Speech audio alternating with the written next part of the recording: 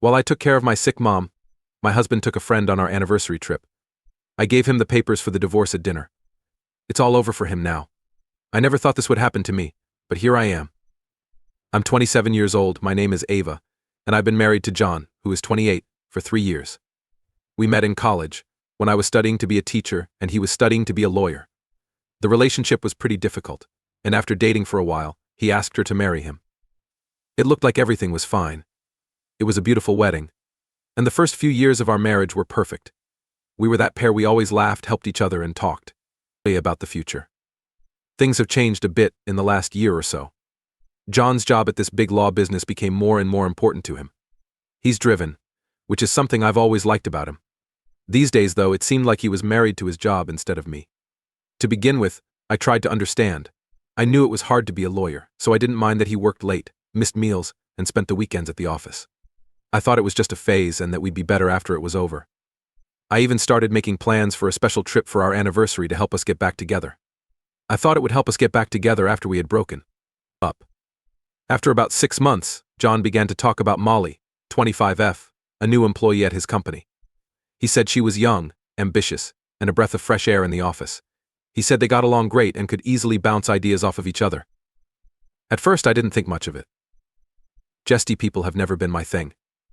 And I had full faith in John. John seemed to spend more time at work as the months went by, though. When talking about Molly, he would say things like, "Molly thinks we should take a different approach with this case." Or, "Molly made a great point in the meeting today, it didn't bother me at first, I thought he was just excited about work." I saw changes in him after that, though. He started getting dressed better for work and going to the gym more often. But when we were meant to be together, he was always on his phone. When I asked him what he was doing, he always said, "Work stuff." I talked to him about it once and joked, "Should I be worried about Molly?" He just laughed it off and told me I was crazy. I felt like there was more to this than just a friendly work friendship, though. Our relationship began to get worse around this time. We stopped going on dates, and our talks turned into dull monologues about bills, schedules, and the day-to-day things that need to be done. There was no spark, no heat, and even worse, no closeness. I kept trying to bring it up, but he ignored me every time. He was just upset about work, he said. I waited a while because I thought things would get better on their own. However, he became farther away as time went on. He got to work even later, and when he got home, he was busy checking his email or chatting on his phone. There was a problem that I didn't know how to fix. He told me I was exaggerating every time I tried to talk to him, and that everything was fine. He made me want to believe him, but I knew something had changed. In the next place was Molly. John said that Molly's bubbly personality made his work life easy. I noticed that John had this whenever he talked about her. Look at this.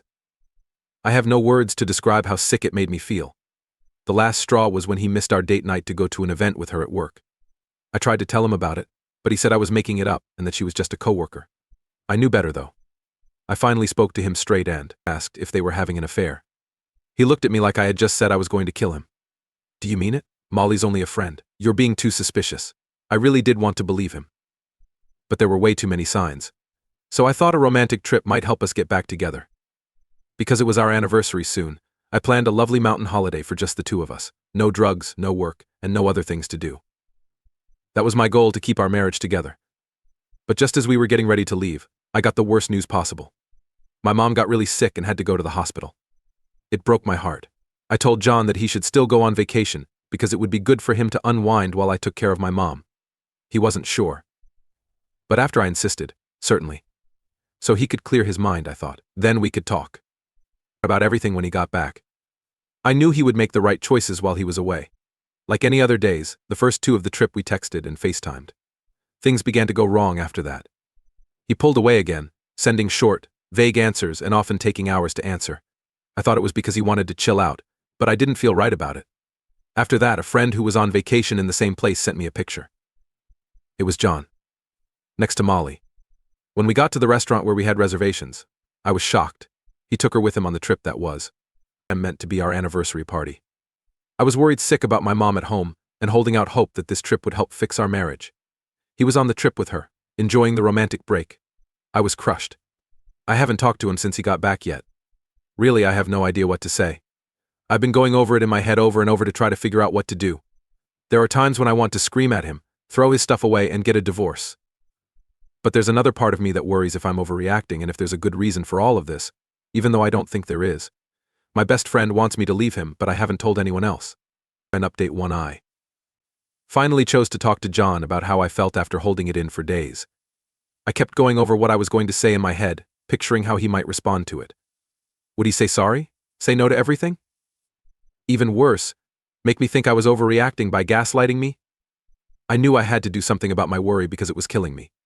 We chose a Saturday night when we were both free. It had to be done in person. I wasn't going to let him get out of it over text. Like always, he was glued to his phone on the couch when I walked in and sat down next to him. John, let's talk.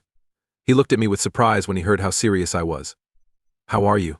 I took a deep breath and did it. I know who Molly is. I know you took her on a trip for your date. His face turned white. Make sure no one was paying attention, but I didn't mind. Ava, let's just talk about this. You can't really want to split up. I told you I didn't want this, but you made me do it. In my own marriage, I'm not going to be the second choice. John called me several times that night, but I didn't answer. I had enough to say. He had made up his mind, and now I had to do the same. When I called my best friend, she came over right away with wine and ice cream, and we talked about the whole situation all night. I had already locked the bedroom door and gone to sleep when John got home. I could hear him walking in the hallway. He was probably thinking about whether to knock or not. He didn't, though. He must have known that it was too late for that. Things have been tense since then. John is still living here, but we don't talk much. He keeps trying to say sorry, that he was wrong, and that he doesn't want to lose me. Perhaps I no longer care, though. Update 2. I'm sorry it's been 2 weeks since I gave John the divorce papers from the restaurant. Somehow I feel like I'm back in charge, but at the same time I'm heartbroken by how quickly everything fell apart. Following that night, John tried to keep his cool. It's 100 times more weird because he's still living there. We don't talk much, and when we do, it's tense. It's so hard to explain. He's either trying to say sorry and make me feel bad about not taking him back, or he's sad like a kid. I'm not giving up, though. He doesn't seem to fully believe me yet, even though I've made it clear that this is what I want. I had another meeting with my lawyer to get things going. We talked about how to split up our assets, which hasn't been simple. Lucky for us, we don't have any kids. But we do have a house, 2 cars, and cash that we both have. John wants to keep dragging this out, though, because he keeps saying he wants to fix things and that we don't need lawyers. I also learned that John hasn't been telling the truth about our money. I saw some strange withdrawals and spending in our accounts when I was looking over them. I didn't know them. It turns out that he's been paying for Molly's things, meals, trips, and even her apartment rent, a few times. Even though he said they were just friends, he was basically paying for her lifestyle. Being angry when I learned it, but now it only proved what I already knew. The fact that John is trying to get me back after I served him with divorce papers makes things even worse. He's sending her flowers, love notes, and promises to be a better husband. If it didn't hurt so much, it would almost be funny. He told me he is no longer in touch with Molly and that she doesn't matter to him a few days ago, and that giving me those papers was the only time he realized how much he loves me. There was tears in his eyes, which I had never seen him do before. As much as I tried not to feel anything, I just couldn't get rid of the hurt. I don't think he really understands how much he hurt me. That's not all. It's also about the months of neglect, the lies, and how I felt like a ghost in my own marriage for a long time. I told him I couldn't forgive him, and I still want to get hitched. I had to stand my ground because he looked so sad. He asked if we could go to therapy, but I don't see why we should. I believe we are long past the time to fix anything. Of course, John and I aren't the only ones affected by this. It's a mess now that our families are involved. John has made my dad very angry. They didn't like how far away he had become over the last year, but this whole thing has made them lose it. That's why my mom calls me all the time to make sure I'm okay. She also told John he's no longer welcome at family events. I didn't think she would go so far, but I appreciate the support. But John's family, that's a different story. Last week, his mom called me and begged me to change my mind. She told us that tough times happen in every marriage and that we just need to get through them. She even had the nerve to say I was being too sensitive. It made no sense to me. I told her that she could back her cheating son if she wanted to, but I wasn't going to be forced to stay in a wrong marriage. Plus, there's the whole Molly thing. At John's law company, word has spread about their little affair. Some of John's coworkers who I've met at social events over the years have reached out to say how shocked and sorry they are. Molly isn't very well liked at work, it turns out. Some people say she's been too close to other male coworkers, and now they're saying bad things about her and John. I've heard that Molly hasn't been going to work since the news got out. And speaking of Molly, I've heard that things have cooled down a lot between her and John. He hasn't been around her since the divorce papers were sent to her. He may now understand how bad he's been, but I still believe he's not ready to let go of her. They haven't officially broken up, but I can tell John is thinking about what to do. I'm now looking for a new place to live. I need to leave this house. It's hard to breathe being here with all the thoughts of how things used to be. I remember a time when John and I were happy in every part of this house. It seems like a memorial to all the lies and broken promises. At the same time, John seems to be falling apart. He still has to go to work, but he's not the same person he used to be. I've heard from some of his friends that he's been distant and busy, and there's even talk that his work at the company has gotten worse. This doesn't make me happy, but it doesn't surprise me either. If you live two lives, one will finally catch up with you. It is clear that his relationship with Molly wasn't worth what he is going through. He seems to be getting it now, but it's too late for me.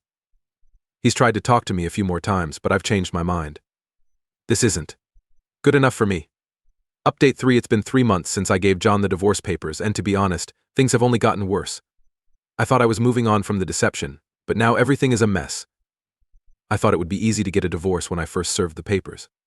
We didn't have any children, and it was easy to split up the property.